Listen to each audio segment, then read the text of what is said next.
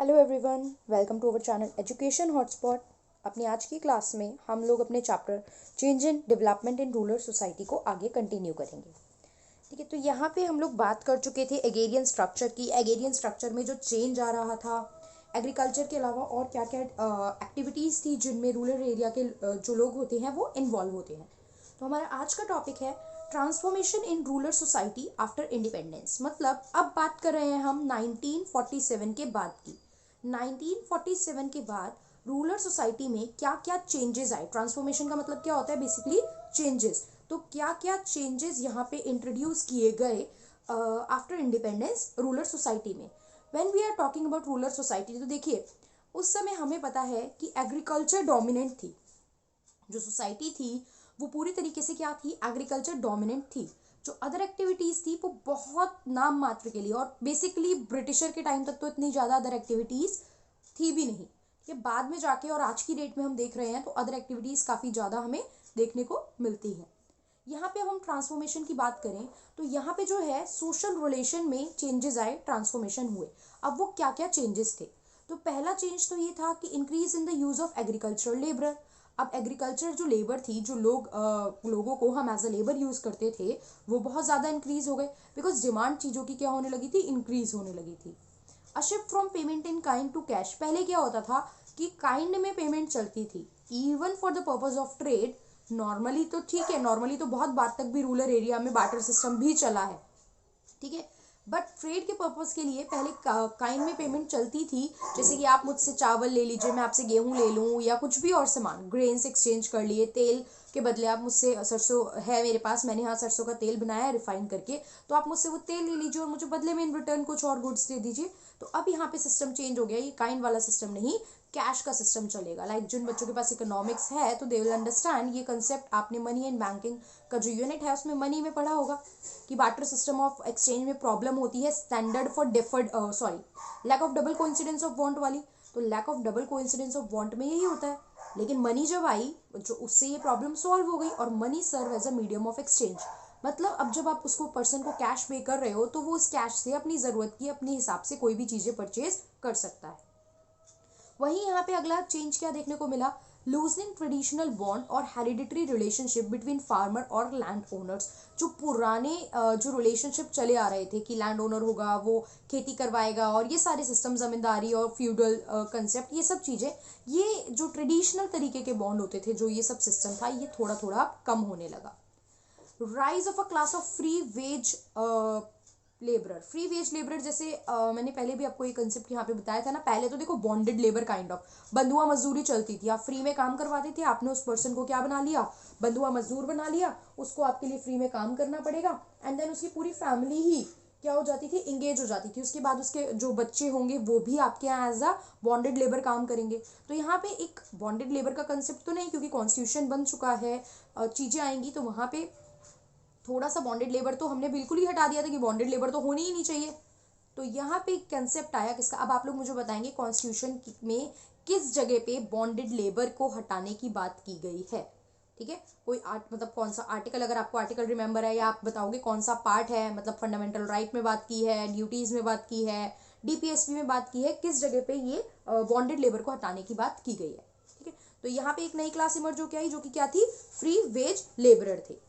वहीं हम बात करें, अब एक पर्सन का नाम यहाँ पे यूज हुआ है, जैन बर्मन। देखो पर्सन का नाम और इनकी थ्योरीज और इन्होंने क्या बोला है जैन ब्रेमन ने, ये जानना इंपॉर्टेंट क्यों है, क्योंकि आपको पता है जो 1 मार्कर क्वेश्चन है, 1 मार्क्स क्वेश्चन में डायरेक्ट नाम भी पूछ रहा है। मैंने जो कुछ आगे के क्वेश्चन आपको डिस्कस कराए थे वहां पे चीजें पूछी भी गई हैं, लाइक ताराबाई शिंदे का एक कंसेप्ट पूछ लिया था। तो ऐसी चीजें एग्जाम में आ सकती हैं, तो ये चीज हमें पढ़ के चलनी जरूरी है। तो जैन ब्रेमन ने यहाँ क्या बोला है, इन्होंने शो करा है change in the relationship of landlord and agricultural workers. अब देखो अलग से एमसीक्यू प्रैक्टिस, ठीक है, that is different thing, will do that. But अभी मैं यहाँ टॉपिक बता रही हूँ, तो यहाँ पे भी ये चीजें आप देख के चलिए कि जैसे क्वेश्चन अगर पूछेगा एमसीक्यू टाइप, सीधा दे देगा John Breman explain the relationship between, अब ए बी सी डी करके ऑप्शन दे देगा, रिच एंड पुअर दे देगा, ठीक है, इंडस्ट्रियल क्लास और वर्कर्स के बीच में, या फिर लैंडलॉर्ड और एग्रीकल्चर वर्कर के बीच में, इस तरीके से आपको ऑप्शंस दे देगा 4। तो इसका करेक्ट आंसर क्या हो जाएगा, लैंडलॉर्ड एंड एग्रीकल्चर वर्कर। हो सकता है वो ये दे दे लैंडलॉर्ड और पर्टिकुलरली ब्रिटिश, तो करेक्ट करके, अब एक चीज क्वेश्चन एक ही लाइन से चीजें 4-5 तरीके से बन सकती हैं, वो करेक्ट इनकरेक्ट लाइन भी कह सकता है। तो उसने आपको लैंडलॉर्ड और एग्रीकल्चर वर्कर की जगह क्या लिख के दे दिया, ब्रिटिशर। तो आपको याद आ जाना चाहिए कि नहीं, जैन ब्रेमेन ने जो रिलेशन की बात की है वो लैंडलॉर्ड और एग्रीकल्चर वर्कर्स के बीच में की है। हो सकता है ये पूरी लाइन दे दे और पूछे ये कंसेप्ट किस पर्सन ने बोला था, तो आपको नाम लिखना होगा जैन ब्रेमेन। तो 2, 3, 4 जितने तरीके से ये क्वेश्चन शॉर्ट में आ सकता था, because it is a one liner concept ना यहाँ पे, तो ये मैंने आपको यहाँ पे बता दिया है, तो please keep that in mind. अब रिलेशनशिप की बात की है, ठीक है, कहाँ से, पैट्रोनेज टू एक्सप्लॉयटेशन इनका एक वर्क था जिसमें इन्होंने ये बात डिटेल में की है कि लैंडलॉर्ड और एग्रीकल्चर जो वर्कर्स हैं वो कैसा रिलेशन जो है वो शेयर कर रहे हैं। क्लियर।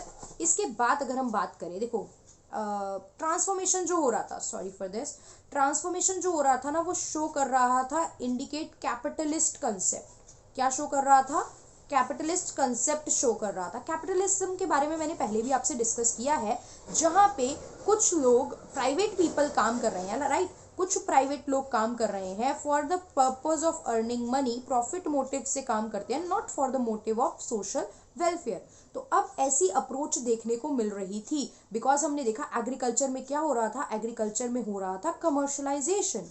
एग्रीकल्चर में क्या हो रहा था, कमर्शलाइजेशन। नाउ सब्सिस्टेंस एग्रीकल्चर का कंसेप्ट नहीं बचा था, ऐसा नहीं था मैं बनाऊंगी उगाऊंगी और मैं खुद कंज्यूम करूंगी खाऊंगी एंड इट इज ओके, सब काम हो गया, नहीं। Now the people, now the landlords are focusing more toward the commercialisation.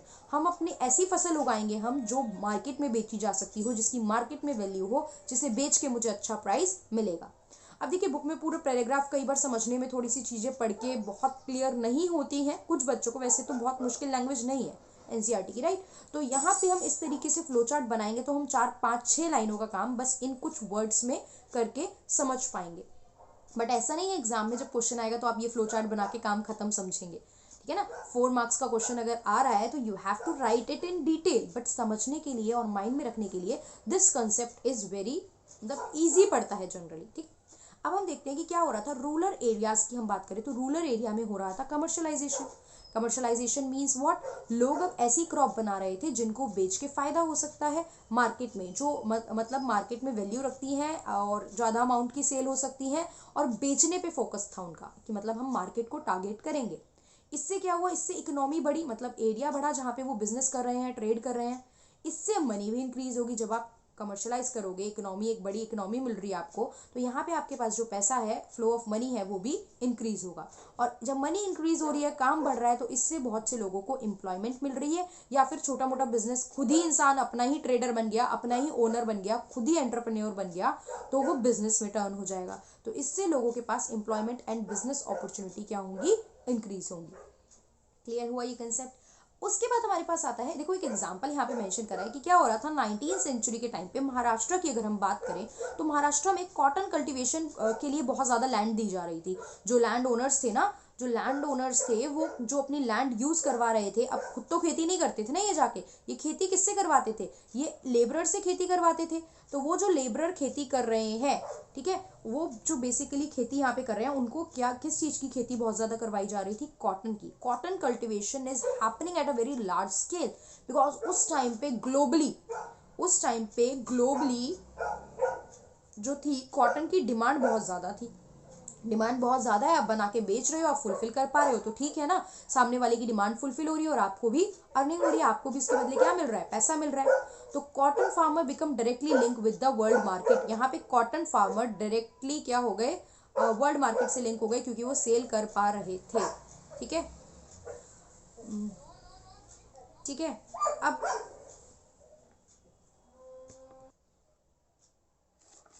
अब देखिए अगर हम बात करते हैं आफ्टर इंडिपेंडेंस की, तो ऐसा नहीं है कि कमर्शलाइजेशन जो था वो पहले नहीं था, ब्रिटिशर के टाइम से कमर्शलाइजेशन का कंसेप्ट स्टार्ट हो चुका था, ठीक है। बट इंडिपेंडेंस के बाद इस कमर्शलाइजेशन के कंसेप्ट जो कंसेप्ट था और जो ये आइडियोलॉजी थी, इसने स्पीड पकड़ ली। तो इसकी स्पीड और पेस जो था वो इंक्रीज हो गया अब बहुत ज़्यादा। जहाँ पहले फॉर एग्जांपल मान लो 4 लोग ये काम कर रहे थे, अब 40 लोग ये काम करने लगे कि हम कमर्शलाइज वे में कमर्शलाइजेशन के लिए प्रोडक्शन करेंगे और हम इसको आगे बना के क्या करेंगे, सेल करेंगे, ठीक है। अब क्वेश्चन आता है वाई।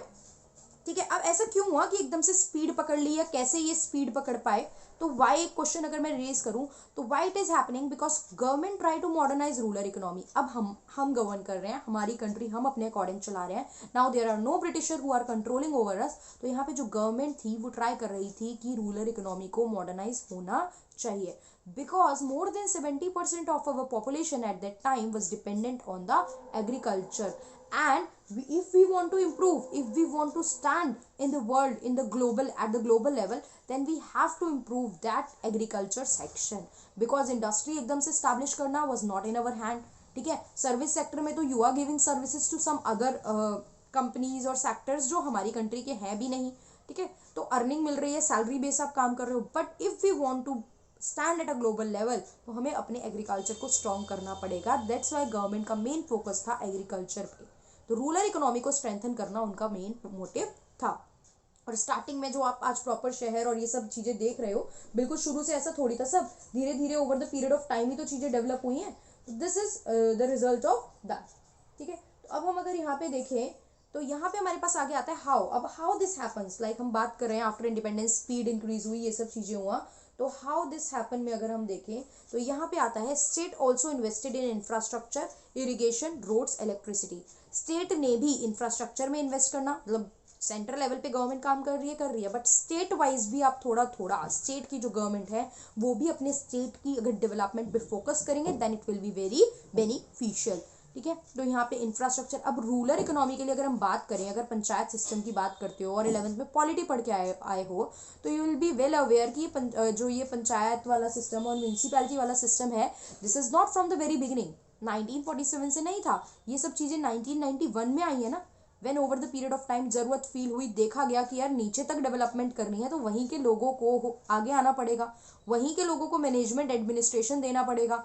मैं एक सेंट्रल लेवल पे काम करने वाला कोई पर्सन हूँ, मुझे कैसे पता उस पर्टिकुलर गांव में हर छोटे छोटे गांव की प्रॉब्लम? तो that's why we need some body जो उस लेवल पे काम करेगी। तो तब ये कंसेप्ट हुआ, तो उससे पहले नहीं था। तो यहाँ पे हुई कैसे चीज़ें, यहाँ पे भी हुई ऐसे कि स्टेट ने जो था वो इन्वेस्ट करना स्टार्ट किया इंफ्रास्ट्रक्चर पे, इरिगेशन पे, रोड्स पे और इलेक्ट्रिसिटी पे। That is the thing which is required for the development. तो अब यहाँ पे क्या कह रहे हैं आगे कि जो रूरल डेवलपमेंट है ये सिर्फ एग्रीकल्चर की बात नहीं थी। It is not only about agriculture की सिर्फ खेती खेती खेती पे फोकस करते रहो, यहाँ पे पूरी रूरल सोसाइटी का डेवलपमेंट पे बात थी। अब अगर यही लाइन से क्वेश्चन आ जाए हाउ, ठीक है, या explain this statement whatever आ जाए, तो यहाँ पे आपको क्या लिखना है कि एग्रीकल्चर तो था ही एक sector, but we need to focus on the other sector also, like infrastructure, irrigation, road, electricity, education, health, we need to focus on that also. So it is not only about the development in the field of agriculture, but a holistic or overall development is required in all the field. Is that clear? अब अगर हम आगे इसमें बात करें तो आगे हमारे पास क्या चीज़ है, आगे हमारे पास है, देखो अब कुछ रिच फार्मर थे, जो रिच फार्मर थे यहाँ पे हमारे पास कुछ रिच फार्मर थे जैसे जो डोमिनेंट कास्ट के होते थे, और वो क्या करते थे, टेक्नोलॉजी यूज़ कर सकते थे, दे हैव द मनी ना। अब जिसके पास मनी है वो तो टेक्निक, मशीनरी वगैरह ये सब इस्टेब्लिश करा सकता है, टेक्नोलॉजी अफोर्ड कर सकता है, पैसे अफोर्ड कर सकता है उस चीज़ के। तो रिच फार्मर जो थे वो टेक्नोलॉजी यूज़ करते थे, उससे बहुत ज़्यादा क्या करते थे, पैसा कमा लिया। टेक्नोलॉजी यूज़ करोगे जल्दी प्रोडक्शन होगा, मार्केट में अच्छा बेचोगे तो पैसा अच्छा कमा पाओगे। और जो पैसा यहाँ से वो कमाते थे, लाइक एग्रीकल्चर फील्ड से पैसा आ गया मेरे पास, अब उसको वो किसी और बिजनेस वेंचर्स में इन्वेस्ट कर देते थे। अब ऐसा है ना, मैं एक दो काम कर रही हूँ, लाइक मैंने एक बिजनेस कर रखा है, मैं कमा रही हूँ अच्छा खासा, तो वहाँ से सेविंग करके वहाँ से पैसा, वहाँ के प्रॉफिट को मैंने निकाल लिया और मैं उसको किसी दूसरे काम में इन्वेस्ट करने की सोच रही हूँ कि मैं यह पैसा इस काम में लगा देती हूँ। ठीक है ना, तो ये चीज़ थी। तो वो लोग दूसरे काम में भी अपने दूसरे बिजनेस वेंचर में इसको इन्वेस्ट करते थे। अब ये जो फार्मर थे, जो रिच फार्मर थे, ये क्या एज अ बिजनेसमैन भी इमर्ज होके आ रहे थे। वाई? बिकॉज यहाँ से कमाया, यहाँ पे काम करा, वट जो भी चीज़ें थी, उसके बाद यहाँ पे इन्होंने अपने अलग बिजनेस वेंचर्स, छोटी छोटी चीज़ें जो भी ये बिजनेस कर रहे होंगे, छोटा मोटा ये सब, ठीक है, वो करना इन्होंने स्टार्ट करा। तो अब हम इन्हें क्या कहेंगे, जब कोई अपना खुद का काम करता है तो उसे हम कहते हैं एंटरप्रेन्योर। तो एंटरप्रेन्योर का एक नया ग्रुप इमर्ज हुआ। अब इतना रूरल एरियाज में तो काम नहीं है, बिजनेस नहीं है, खेती कर ली, पैसा आ गया, कुछ काम कर लिया, बट काम करने के लिए तो you have to move in the towns and the cities, आपको जाना पड़ेगा। तो that's why they start moving to the towns and city. तो ये अर्बन एरिया में मूव करके आ गए।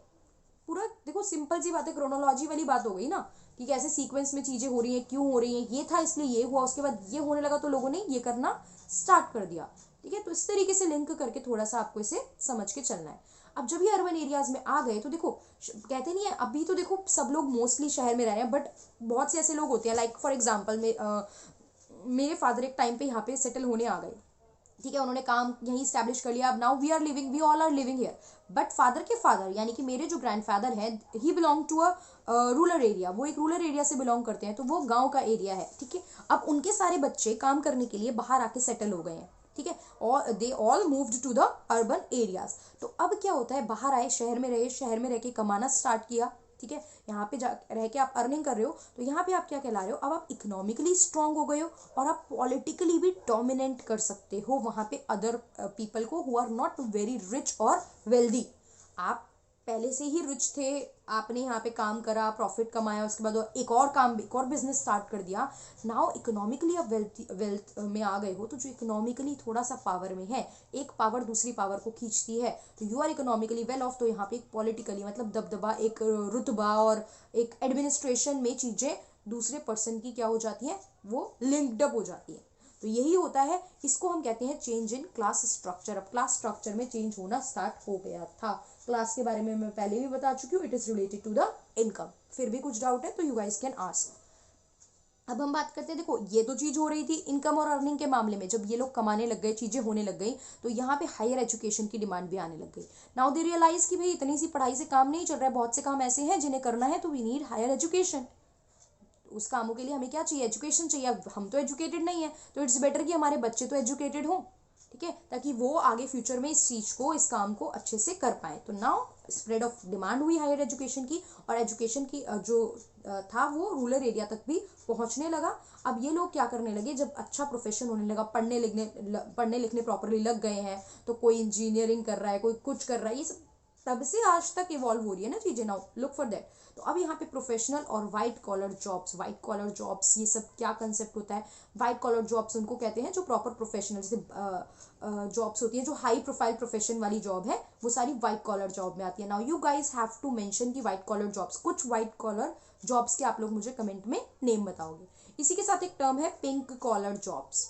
डू सर्च ये पिंक कॉलर जॉब्स क्या होती हैं and let me know in the comment box what are the pink collar jobs, ठीक है। अब क्यों मैं एसोसिएट करके बता रही हूँ, देखो व्हाइट कॉलर जॉब्स का जिक्र तो डायरेक्टली बुक में हुआ है, बट एक चीज एक्स्ट्रा जान लो, कुछ नहीं भरोसा पेपर में ना। Sociology is a subject which is related to the society, बार बार मैं बोलती हूँ, तो कुछ सोसाइटी के बेसिक टर्म्स, बेसिक चीजें, जो जो नॉर्म्स चल रहे हैं, वो सब पता होने चाहिए। तो I want all of you to know कि ये पिंक कॉलर जॉब्स क्या होती हैं, तो ये भी सर्च करके आप मुझे बताओगे ये क्या है, ठीक है। जिसको नहीं मिले, नहीं समझ में आएगा, देन आप मुझसे पूछो, मैं नेक्स्ट वीडियो में क्लियर करूँगी। अब देखो, कुछ एरिया में तो खेती हुई, अच्छे से काम हुआ, मैंने आपको ये ग्रीन रिवोल्यूशन में भी बताया था। फ्यू एरियाज में तो, कुछ रीजन में तो वो इतना अच्छे से चल गया, प्रोडक्शन ज़्यादा हो गया, प्रोडक्टिविटी ज़्यादा हो गई, तो कुछ एरिया तो रिच थे अच्छे खासे, वहीं कुछ एरिया में ये अच्छा रिजल्ट नहीं दे रहा था। तो अब यहाँ पे हम क्वेश्चन देखते हैं कि कुछ एरिया में why there is not much development in some areas like eastern UP and Bihar. अब सीधा सीधा क्वेश्चन पूछा है कि ऐसे एरिया में इतनी ज़्यादा डेवलपमेंट क्यों नहीं हो रही थी, जो कंपैरेटिवली बाकी एरिया में, कुछ एरियाज में हमें देखने को मिल रही थी। तो सबसे पहली बात तो, जो लैंड रिफॉर्म हुए थे ना, वो इतने इफेक्टिव नहीं थे यहाँ पे। इफेक्टिव मतलब कि प्रॉपर 100% जो रिजल्ट देने वाली बात होती है ना, इम्प्लीमेंटेशन नहीं हुई प्रॉपर, लोग समझ नहीं पाए, उतना आउटपुट हुआ ही नहीं। तो लैंड रिफॉर्म का प्रॉपर इफेक्टिव जो रिजल्ट था वो मुझे इन एरियाज में देखने को नहीं मिला। That is a very basic reason. बेटा बिल्कुल डायरेक्ट क्वेश्चन आते हैं, जो मैं आपको प्रीवियस क्लास में क्वेश्चन सॉल्व करा रही थी, बहुत से क्वेश्चन ऐसे थे जो डायरेक्ट मैंने यहाँ पे लाइन लिखी हुई है और वो क्वेश्चन था।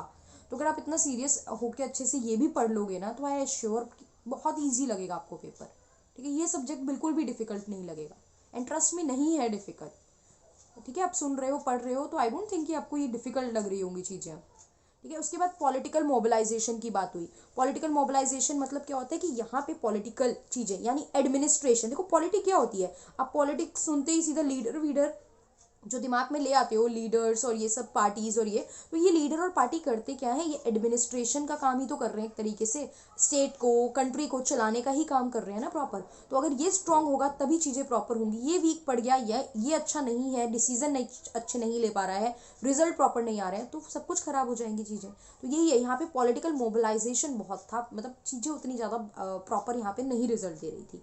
प्लस रीडिस्ट्रीब्यूटिव मेजर, जो लैंड डिस्ट्रीब्यूशन का, रिसोर्सेज डिस्ट्रीब्यूशन का जो कंसेप्ट चल रहा था, that is not happening properly in this area.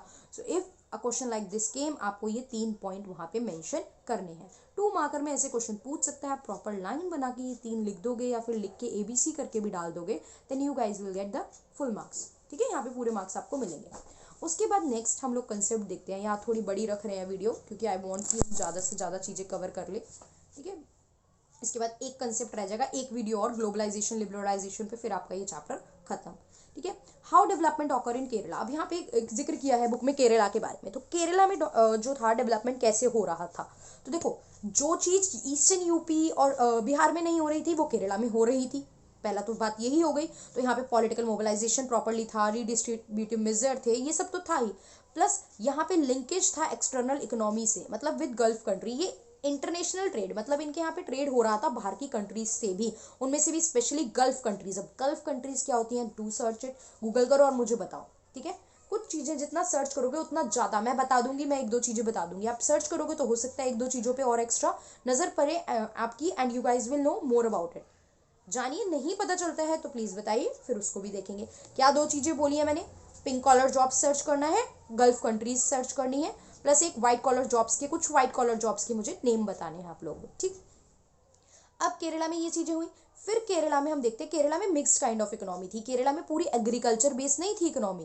Kerala में सिर्फ एग्रीकल्चर नहीं होता था, यहाँ पे थोड़ा बहुत रिटेल सेल वगैरह और कुछ सर्विसेज भी हमें देखने को मिलती थी. और केरला की जो बहुत सी फैमिलीज थी ना, वो डिपेंड करती थी रेमिटेंसेस फ्रॉम अब्रॉड से.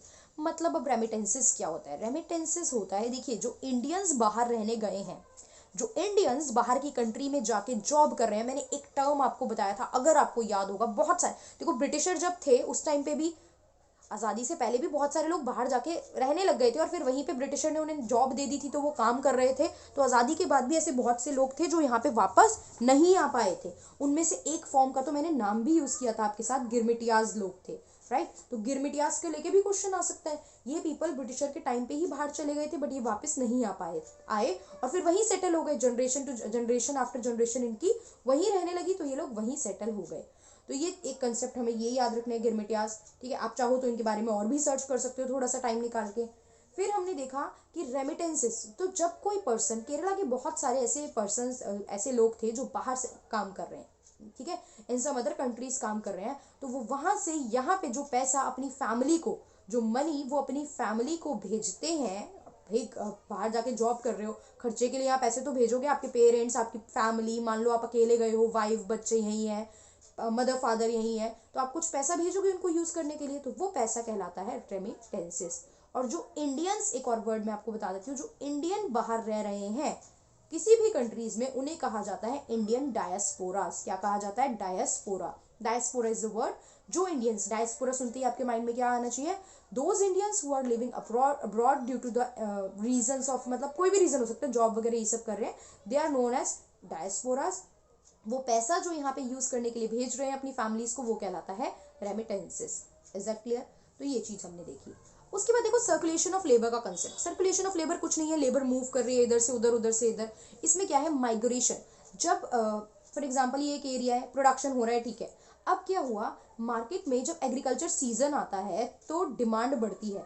अब डिमांड बढ़ेगी ना, तो मुझे लेबर की भी तो डिमांड बढ़ेगी, तो मुझे लोग चाहिए काम करने के लिए. तो ऐसे केसेस में पीपल विल स्टार्ट मूविंग. मैं अपनी जगह से किसी और जगह पे चली जाऊंगी, सो दैट मैं वहाँ पे काम करके थोड़ा सा पैसा अर्न कर सकूँ. ठीक है, और जो दूसरे लोग होते थे, फॉर एग्जांपल कोई मेरे यहाँ आ रहा है, तो मैं कोशिश करती थी मैं लोकल लोगों को ना जॉब पे दे के, जो बाहर से माइग्रेंट लेबर आ रही है ना, उनसे काम लूँ, ताकि क्या हो, वो सस्ते में राजी हो जाएगी काम करने के लिए. लोकल लेबर के रेट चढ़े हुए हैं, तो मैं माइग्रेंट वर्कर से काम कराती थी, यानी जो लैंड ओनर्स होते थे वो इस वे में काम कराते थे. ठीक है, अब आज की डेट में देख लो ना, सिंपल सा कंसेप्ट, बहुत से लोग काम करने के पर्पज से कहीं कहीं आए, फिर वहीं पे काम मिल रहा है, पैसे मिल रहे हैं, ठीक है, धीरे धीरे रहते गए, घर पे कुछ पैसा भेजते गए, फिर थोड़े टाइम बाद घर वालों को यहीं सेटल कर लिया, यहीं बुला लिया, फैमिली यहीं सेटल कर ली, फिर बस गए उसी जगह पे, फिर आगे जनरेशन टू जनरेशन उनकी यहीं पे चल रही है.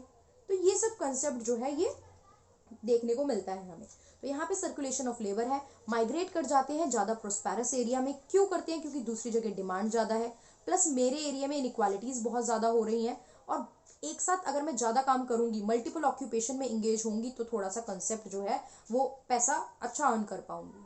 ठीक है। अब कहाँ से आते थे ये? जनरली ऐसे एरिया से आते थे जहाँ पे प्रोडक्शन बहुत ज़्यादा नहीं हो पा रहा है, भाई मेरी जगह पे उतना काम ही नहीं है और इतने कम पैसे से मेरा गुजर बसर चल नहीं पाएगा, तो फिर मैं कहीं और जाके काम कर लेती हूँ। या फिर ड्राफ्ट प्रॉन एरिया, भाई अब सूखा पड़ गया तो क्या करूँगी, अपने एरिया में तो काम ही नहीं हो पा रहा है, तो I have to go somewhere to earn money.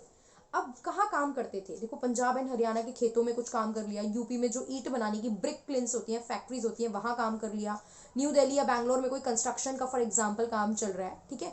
आजकल तो जनरली ऑलमोस्ट आप बहुत जगह पे माइग्रेट कर सकते हो, है ना। तो आजकल तो हर जगह इंप्रूवमेंट हो चुकी है, डेवलपमेंट काफ़ी हद तक आ चुकी है, तो कंस्ट्रक्शन साइट पे आप यहाँ पे काम कर रहे हो, तो ये यहाँ पे काम करते थे, हम देखने को मिलता है।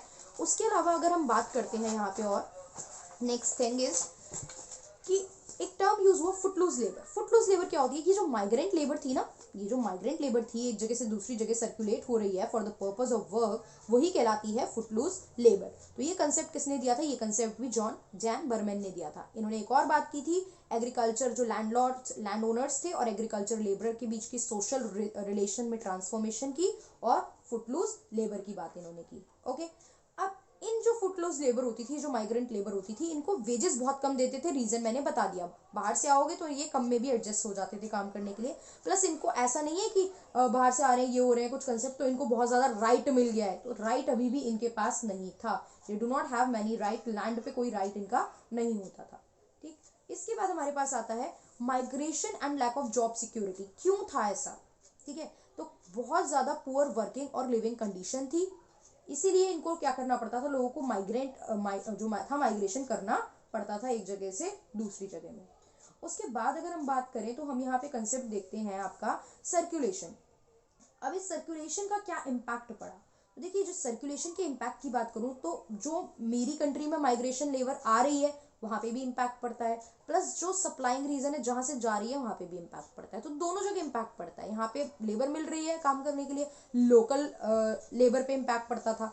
लोकल लेबर को थोड़ी सी क्या हो जाती थी, प्रॉब्लम हो जाती थी, बाहर से सस्ते में लेबर आके कहते नहीं रेट बिगाड़ दिया आपने हमारे, राइट। आजकल की मतलब अगर आपने सुना हो तो जनरली क्या होता है, बाहर से लेबर आके ये काम करती थी यहाँ पे। अब ऑन द अदर हैंड हम बात करें सप्लाइंग रीजन पे, तो सप्लाइंग रीजन, मेरे यहाँ से लेबर बाहर काम करने गई तो घर पे जो वुमेन होती थी अब उस पर बर्डन आ जाता था ज़्यादा ना, उसको हाउस होल्ड चोर्स तो देखनी है भैया, और कोई तो आएगा नहीं काम करने, चूल्हा चौका रोटी सब्जी, प्लस यहाँ पे उसको खेती का, फार्मिंग का भी बेसिक थोड़ा बहुत काम देखना पड़ता था, बिकॉज हस्बैंड या घर के मेल जो होते थे वो तो बाहर चले गए माइग्रेंट वर्कर की तरह काम करने और पैसा कमाने। तो यहाँ पे ये चीज हुई। इसी से एक टर्म आती है feminisation of agriculture labour force. Question आ सकता है बिल्कुल। फेमिनाइजेशन समझ में आ रहा है, वुमेन से रिलेटेड है, एग्रीकल्चर लेबर फोर्स, तो मीनिंग क्या हो जाएगा कि वुमेन का शेयर बढ़ना एग्रीकल्चर वर्कफोर्स में, व्हेन वुमेन आर अर्निंग, ठीक है, जब वुमेन अर्न कर रही है, क्योंकि मैन चले गए बाहर तो अल्टीमेटली बर्डन आ गया वुमेन पे to do the agriculture work also. Is that clear? यहाँ तक का कंसेप्ट सर्कुलेशन ऑफ लेबर और ये सब हमें अच्छे से समझ में आ गया। तो इस चैप्टर में हमने काफ़ी सारे कंसेप्ट कर लिए हैं। अब जो इस चैप्टर में हमारा कंसेप्ट बचा है, ठीक है, इस चैप्टर में जो हमारा, ये आपको अब क्लियर हो रहा होगा, दिख नहीं रहा था पहले, right. Feminization of agriculture labour force clear हो गया, increase share of women in the agriculture work force. अब इस चैप्टर में जो आपका कंसेप्ट बचा है वो बचा है लिबरलाइजेशन, प्राइवेटाइजेशन और ग्लोबलाइजेशन की थोड़े सा कंसेप्ट बताऊंगी। 1991 में ये चेंजेस आए, क्यों आए, जल्दी से ये डिस्कस करेंगे। उसके बाद इसका एग्रीकल्चर से रिलेशन डिस्कस करेंगे। Is that clear? Okay, so that's all for today. Thank you for watching the video.